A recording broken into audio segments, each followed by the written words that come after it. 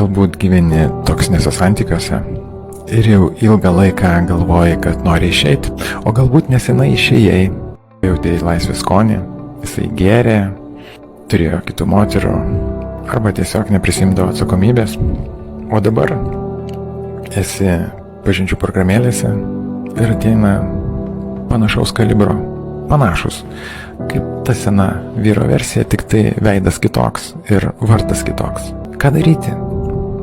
Kaip išeiti šito užburto žirgo rato? Yra du variantai.